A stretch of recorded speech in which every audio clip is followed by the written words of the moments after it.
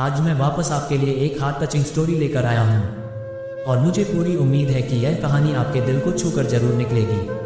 तो आपका ज़्यादा वक्त ना लेते हुए मैं इस कहानी को शुरू करता हूँ। एक बार की बात है, एक बार एक अध्यापक एक संपन्न परिवार के शिष्य के साथ कहीं जा रहे थे। तो उस शिष्य को कुछ मजाक सूझी क्योंकि उसको रास्ते में किसी गरीब मजदूर के जूते दिखाई दिए। उसने अध्यापक से कहा, गुरुजी अगर हम इन जूतों को छुपा दे तो कितना मजा आएगा। देखते हैं कि मजदूर पर इसका क्या असर पड़ता है।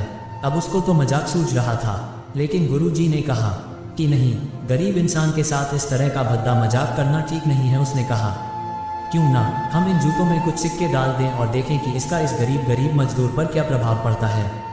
उन्होंने ऐसा ही किया। जैसे ही मजदूर अपना काम करके लौटा और उसने एक पाँव अपने जूते में डाला तो उसको कुछ कठोर सा महसूस हुआ। उसने अंदर हाथ डाला तो उसको कुछ सिक्के दिखाई दिए। वह थोड़ा आश्चर्य में पड़ गया। आसपास किसी को देखा तो कोई भी दिखाई नहीं दिया। वापस उसने दूसरा पैर अपने जूते में डाला और वापस उसको उसमें कुछ सिक्के दिखाई दिए।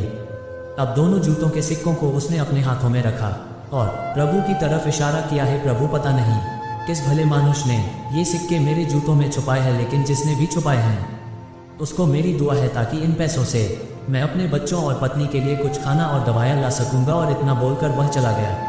इस बात को शिष्य और अध्यापक दोनों सुन रहे थे।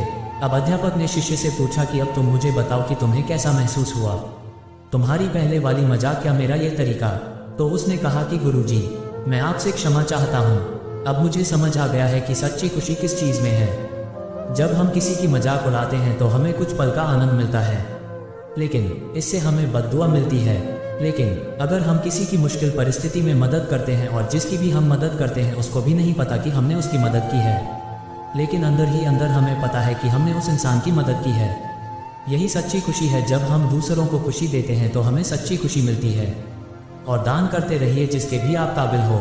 जितना भी आपसे बन पड़े दान करें, लेकिन दान जरूर करें। इसका मतलब यह नहीं है कि आपको कंपलसरी या अनिवार्य रूप से इतने रुपए दान करने ही चाहिए, क्योंकि हर किसी की ज़रूरत अलग अलग हो सकती है। अगर आप किसी को पैसों का दान नहीं कर सकते तो कम से कम चीज़ों का दान तो कर ही सकते हैं। मुझे पूरी उम्मीद है कि यह हार्ट टचिंग स्टोरी आपको ज़रूर अच्छी लगी होगी।